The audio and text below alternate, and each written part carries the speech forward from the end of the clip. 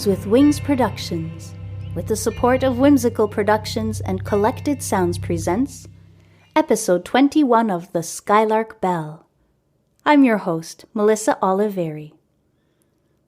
In our last episode, Magpie heard the story of Meadow Lane straight from Farfalla herself, and learned of the devastation caused by the terrible winter of 1925, and how Marius's disappearance led to the silence that fell upon the farm. In today's episode, we continue our adventure with Chapter 21, Now Fly, Sweet Bird, where Magpie learns only she can stop the silence from spreading to the entire town. So get cozy, grab a blanket and a warm drink, and let's get started. Devastated by the tragic loss of her fiancé, her home, and all the beautiful sights and sounds she had grown up with, Farfalla's family moved out of town, hoping for a fresh start. Farfalla stayed behind, unable to completely leave everything she had ever known. She worked as a gardener for various families and businesses. But eventually, the silence at Meadow Lane was discovered, and out of fear, the residents of Pocket shunned Farfalla, shutting her out completely, hardly even speaking to her. One day, several years later, she ran into James Carnifex, who was in town on business.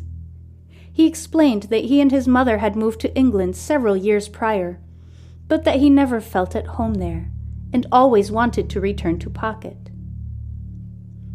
He and Farfalla agreed to meet the next day for tea, then again the day after that.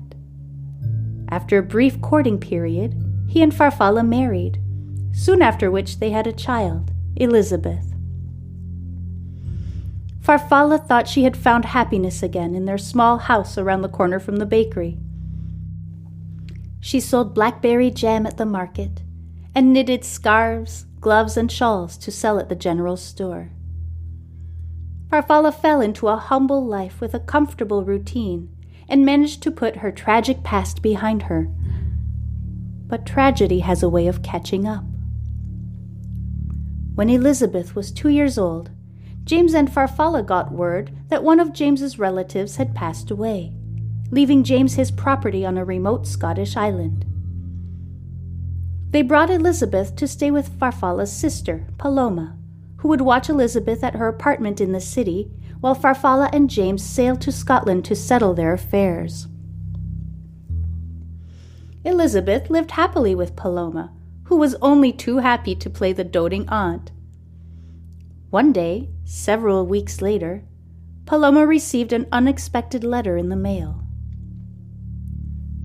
18th of October, 1932.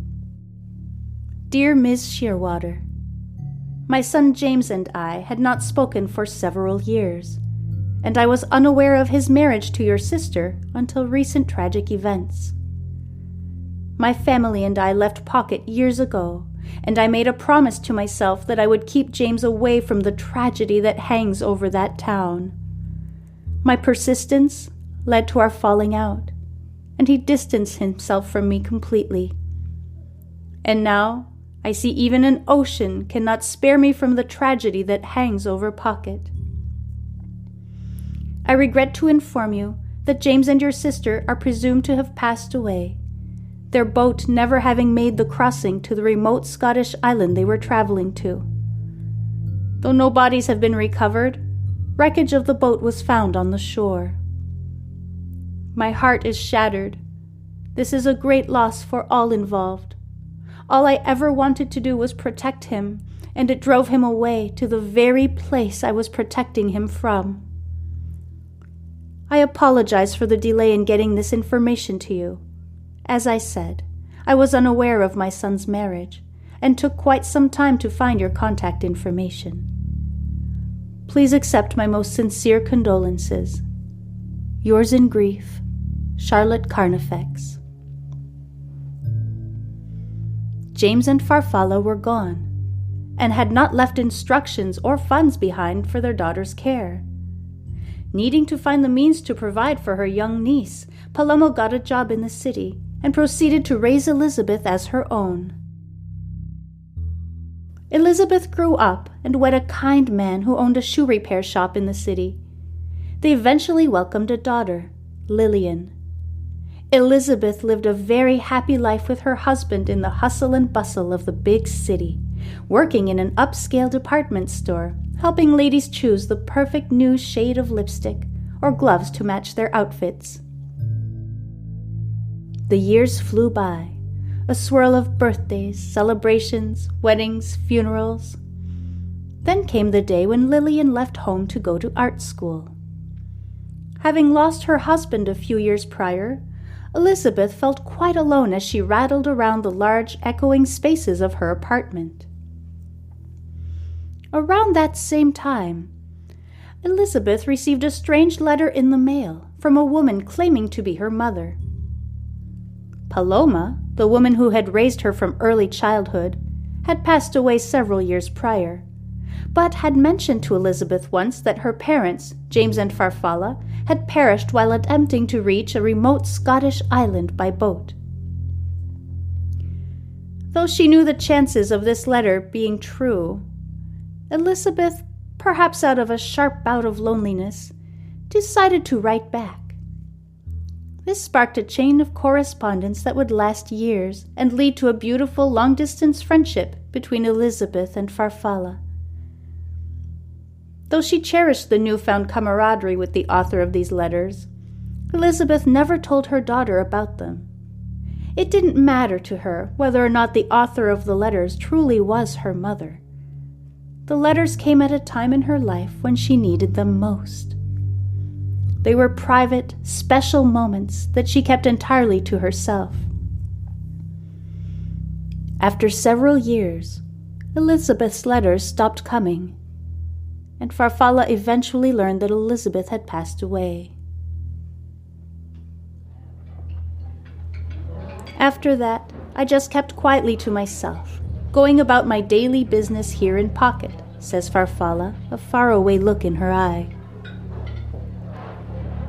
My grandmother's name was Lillian, and my great-grandmother's name was Elizabeth. And the people who built my house were Edward and Charlotte Carnifex, and their son's name was James, says Magpie, finally putting all the pieces together. But wait, where were you all those years? What happened with the boat? And how did you find Elizabeth again after all that time? Asks Magpie, a multitude of questions swirling in her head. Those are things for a different time, says Farfalla quietly, leaning back in her seat. Telling her story has surely taken a lot of effort, but Magpie can't help but think that there's something more. She sits for a moment, letting it all sink in. Could it be true? Could she really be a descendant of the last resident of Meadow Lane? You also have visions, I presume, adds Farfalla, a sly smile teasing the corner of her mouth. Magpie sits straight up, like a bolt of lightning has hit her. After a brief moment of stunned silence, she whispers, I've seen Marius by the pond. She swallows the lump in her throat before adding, I've never told anyone about the visions. How could you know? We have far more in common than you think, replies Farfalla, a mysterious twinkle in her eye. There will be plenty of time later to sort out these things, but right now we have important matters to attend to.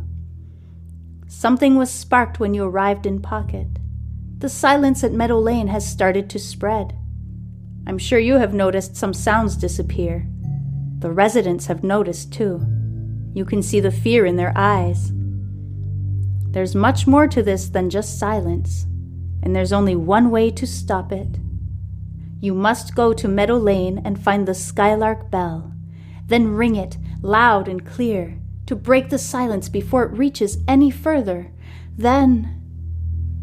She pauses, taking a deep breath.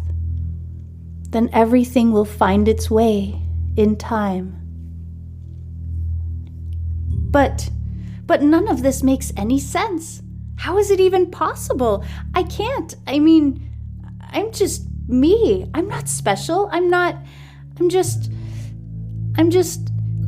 scared, admits Magpie, the weight of the responsibility she has just been given finally becoming clear. Farfalla gently takes both of Magpie's hands in hers, looks deeply into her eyes, and in a firm voice reiterates, "You are the only one who can stop the silence from spreading. Everyone in Pocket is depending on you, and I know for a fact that you will succeed. Now fly, sweet bird." With that, Farfalla folds her arms gently and closes her eyes before falling back into silence. The conversation is over. Magpie sneaks out of the diner unnoticed and races toward Meadow Lane. Thank you so much for listening. Join me next week for our 6th installment of Phantom Friday, where we will tell the story of The House on Edgar Street. Then, the following week, we will pursue our adventure and read Chapter 22 of Meadow Lane and the Skylark Bell. This is how ghosts must feel. Will Magpie succeed in ringing the Skylark Bell and ending the silence at Meadow Lane once and for all? Before I go, I'd like to thank Fate and Starling Publishing for this fantastically eerie story, and Cannell for composing equally fantastic and eerie music for this podcast. If you're enjoying this story, please consider leaving a rating and a review. They're both very much appreciated. Thank you.